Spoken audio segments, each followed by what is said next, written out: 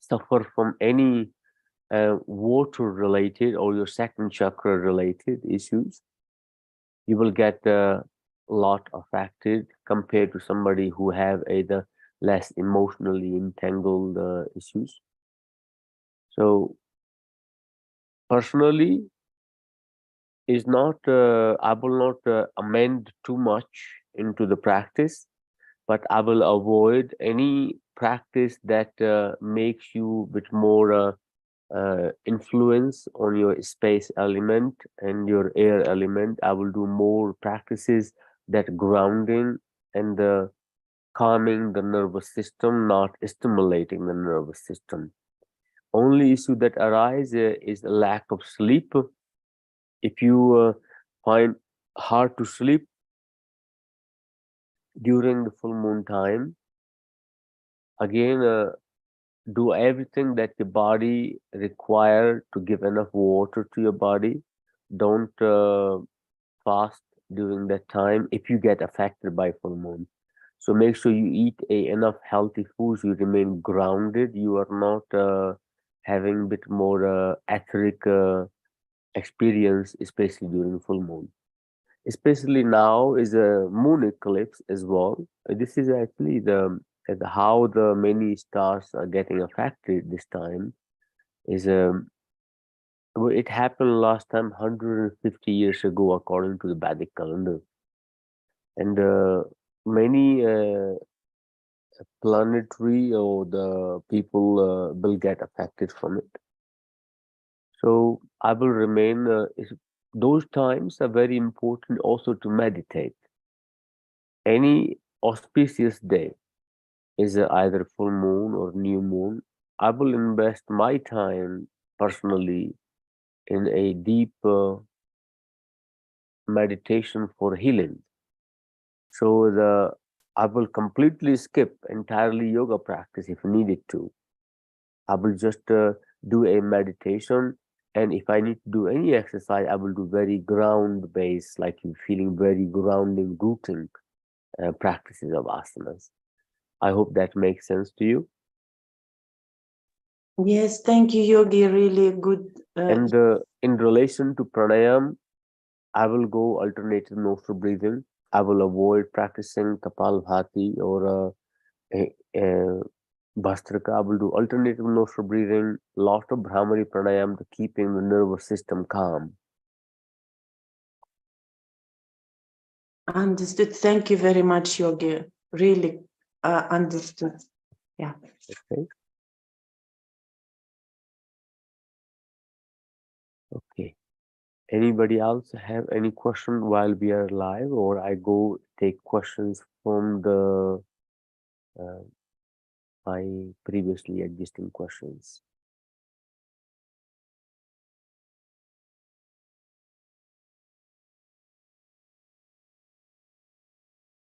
Yeah, I have one question somebody asked a long time ago. Let me see if there's any message in there. That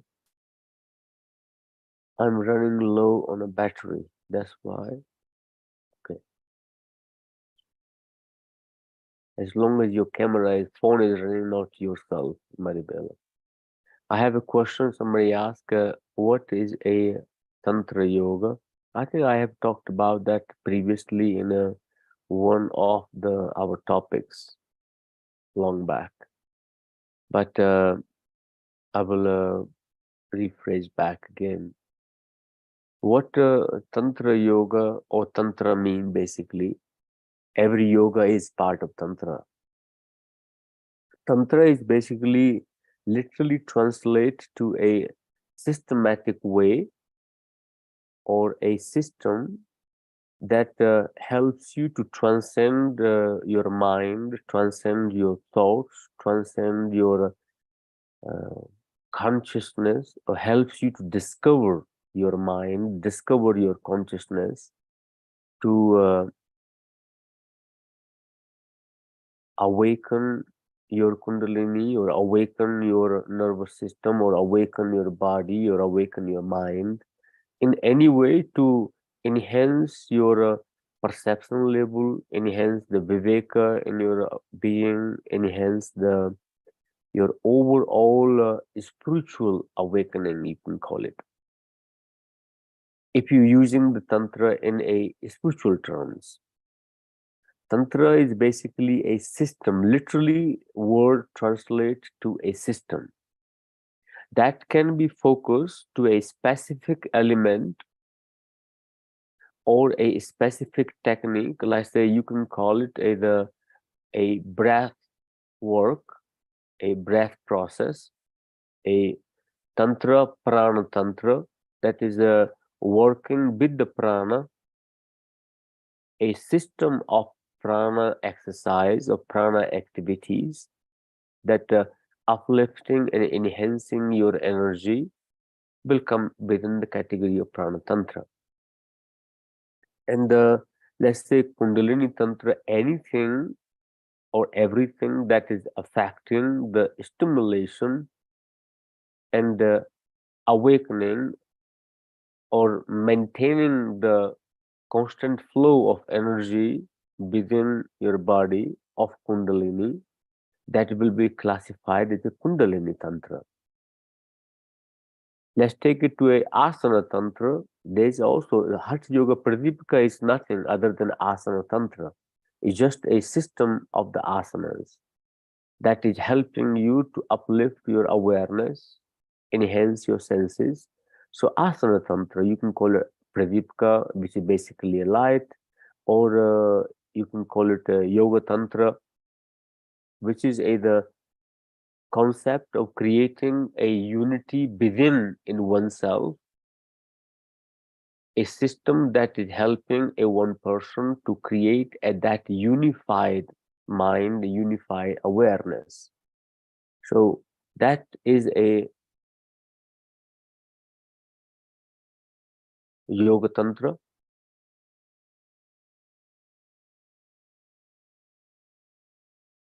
And when you use the same system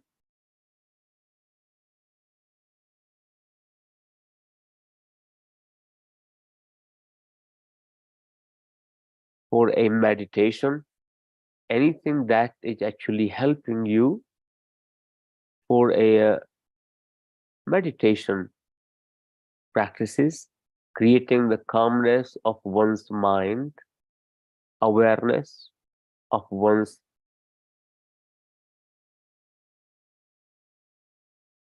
sense awareness, you can call it, and that can be classified into either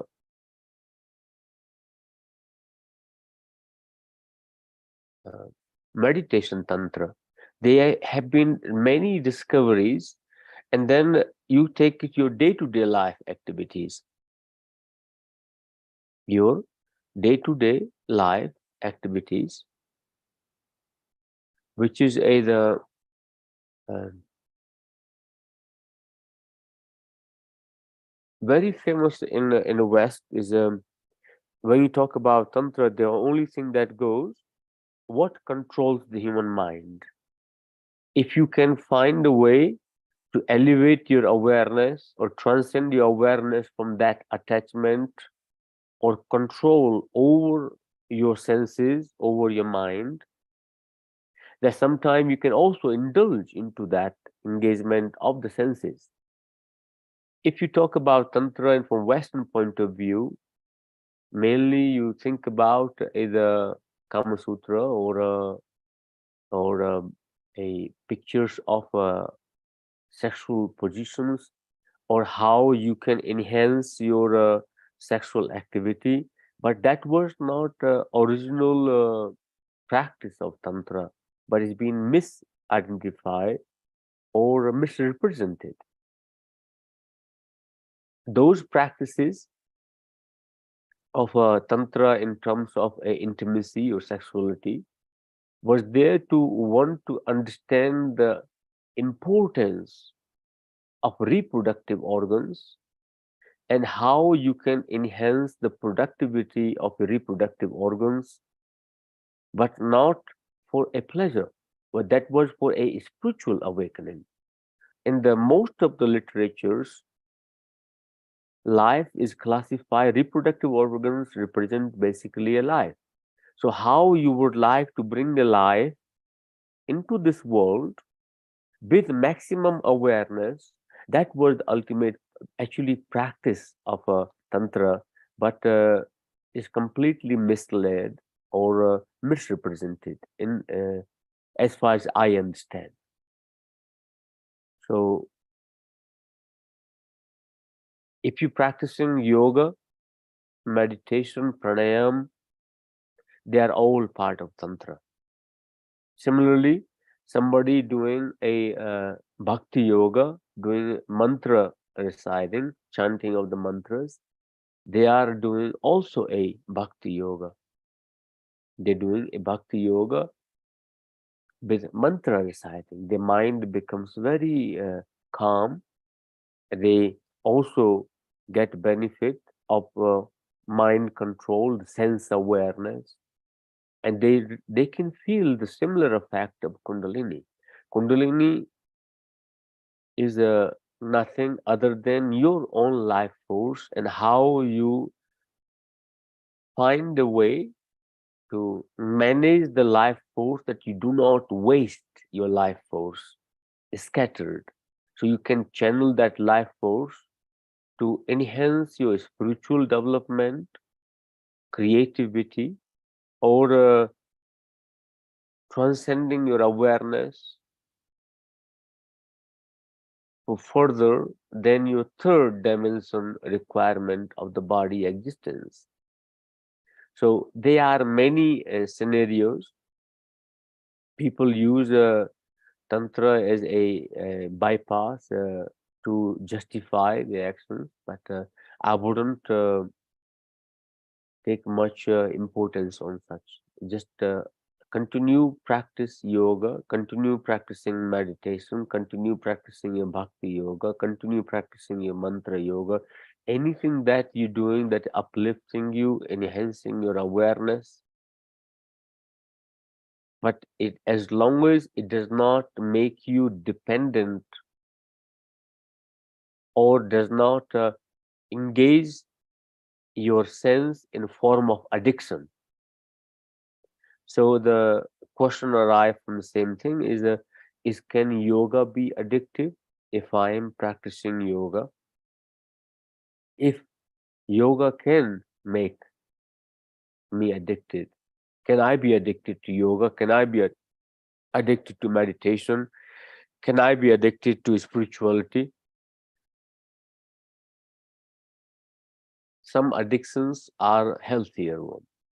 So if you become addicted to your own awareness and development, it is a better addiction to have it. Not addiction is your urge and ultimate region of your being in the body to understand yourself and transcend from the trap of so-called illusion or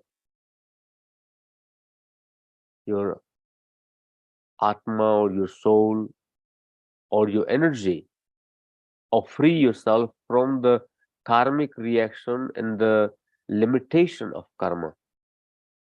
So ultimate or the main reason for you to be in the body to understand yourself. As long as any practice that helping you to understand yourself, but not controlling your growth or limiting your growth, I will not classify that as addiction. It is just a lifestyle. So I hope that makes sense enough for a person who asked about the what is a tantra. I have a two more question. Is everybody can hear me on YouTube?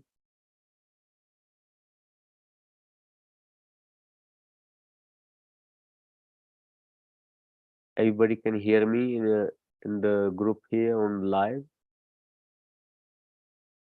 Vishal, can you hear me? Okay.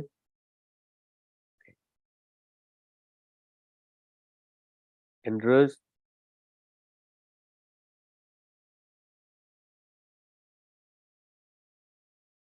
okay. Maribela can hear, everybody can hear. Okay. Next question I have from somebody who asked in the past, how one define that I am enlightened? Second question I have is the chakras, how you can keep your chakras in balance.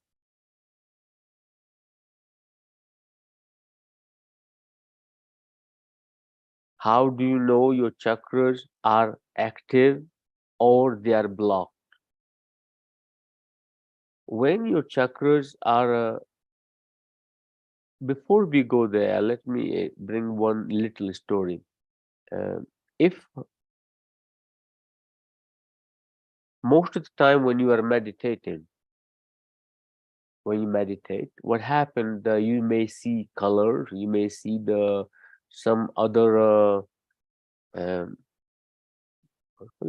visuals comes to you, and then we think I got lots of energy in this chakra, or think my this chakra is active. There, many people bring that point. Oh, your chakras are blocked. You need to do this. Remember, not any of your chakras. If anybody ever says to you that your chakras are blocked, there is not 100% truth. The chakras are not blocked. Only difference is they are not vibrating in the right frequency. They are not having the vibration that required for its optimum functionality. What they support to vibrate, generate the amount of energy that required created by the chakra to affect that element, and the energy of that chakra controlling certain organs is not producing enough. But that does not mean your chakra is blocked. Your chakra is not vibrating the frequency it's supposed to vibrate. Most of the time, people feel their lower two chakras, their base chakra and second chakra is blocked. But if your second chakra and base chakra is blocked, you will not have any jealousy at all. You will not even have the desire or for lust. You will not have a desire for creativity. You will have no desire for um, uh, you will be ungrounded or very, very grounded. So there is the two separate things. There is imbalance in that. So you can never have your chakras too open. I hear sometimes my heart chakra is too open. So I'm just letting everything coming in. I'm overwhelmed. Not really. Your heart chakra can never be too open. Its only difference is your other chakras are not matching the energy of the heart chakra. So somewhere in the system is not producing enough energy that supports the functionality of the heart chakra. So one can never ever have your any chakra too much open or blocked. Only difference is imbalance in the functionality and the flow of energy. Can you be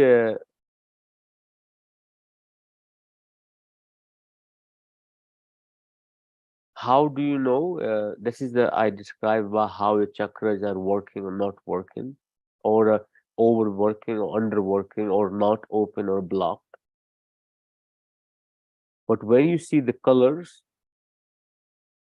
don't get overexcited.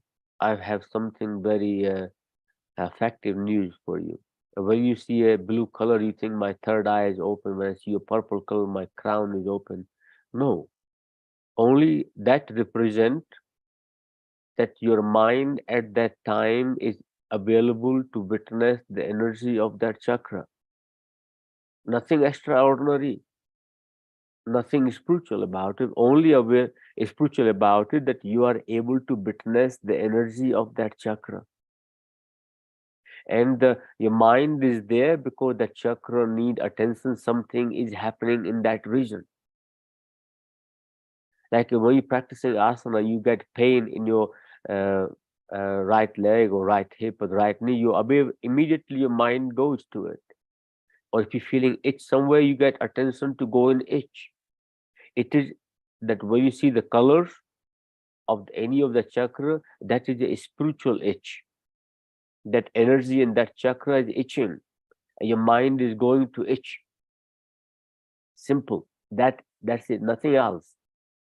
But we like to think, over exaggerate things. Oh, this is very amazing. Then you go into basically a fairyland and start buying all the crystal belong to that chakra, and you become healer of that chakra. But you have only not even touch a little uh, glimpse of the energy of that chakra.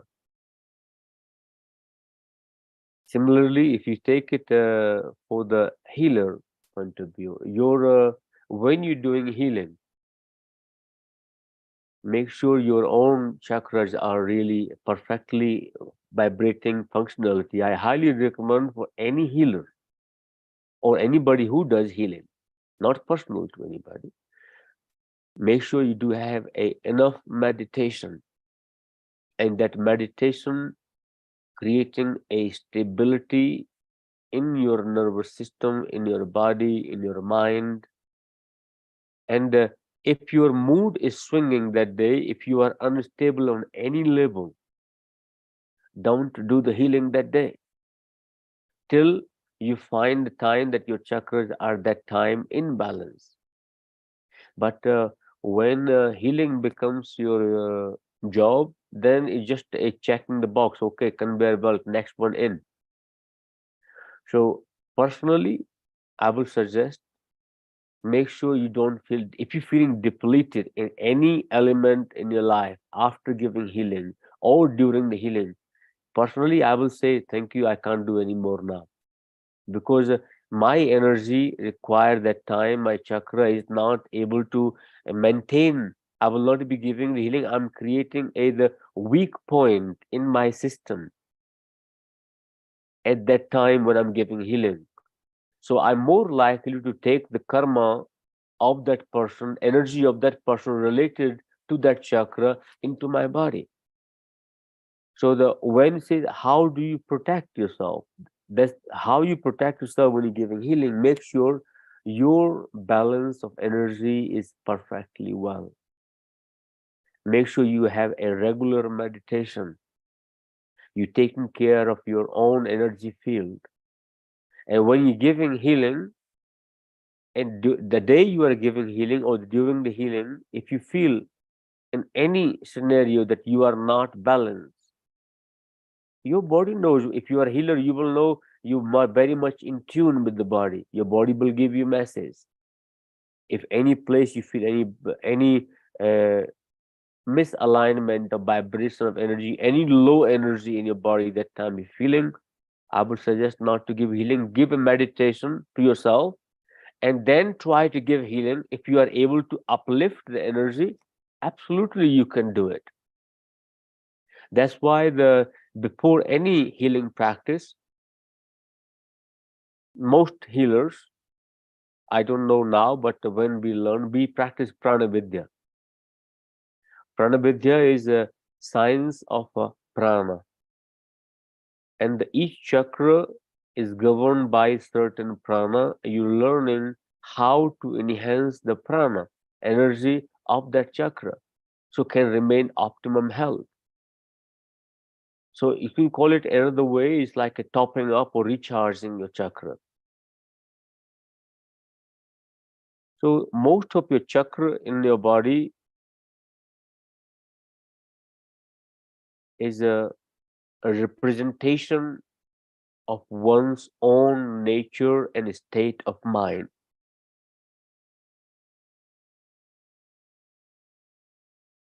Higher the vibration of your chakra you have in your body, greater the awareness you have, the higher the awareness you have,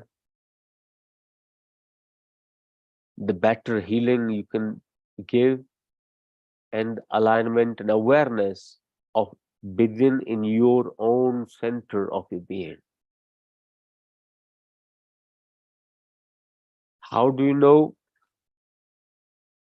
the if my chakra is a physical level? You get certain in terms of let's say the what signs you get basically. What signs you get when you having either any discomfort. A positive sign of the crown chakra is basically you get lots of worries, get headache, and it reduces your consciousness expansion. But if it's working perfectly well, you will have a greater expansion of your awareness and your perception level. The let's say solar plexus, which is your liver control and around uh, your digestion issues, anger, resentment, frustration, jealousy, irritability, bitterness, envy. All these are the uh, little signs that there's certain level of imbalance. If you see it, pretty much everybody you will find somebody have certain imbalance in the body. That's why we all practicing yoga and meditation. To this is solar plexus imbalance. During the practice, if you are in angry, if you have been at that very moment of anger, I will not give the healing. So these are the symptoms. So, or let's say that somebody having related with the emotional imbalance, or is suffering from emotional wound, and I can guarantee you, not all, but majority of healers are coming. Biggest industry production of healers, the way they are heartbroken, boyfriend dumped them, marriage broken, or girlfriend dumped them, and they go into the healing of the emotional healing, and then they went there for own healing. They still wound is raw. You just put some medicine over the wound. That does not mean you absolutely heal. And if you look under the surface, wound is still raw.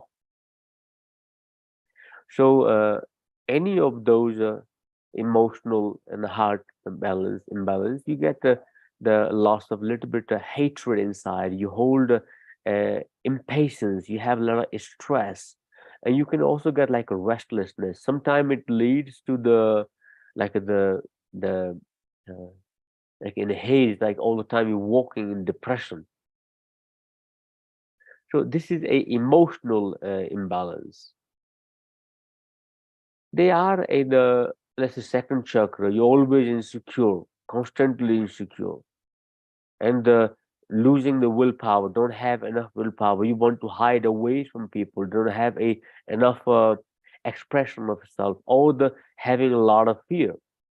Whenever you encounter fear, you receive, or you're living in a fear or insecurity. This is second chakra, water element in the body.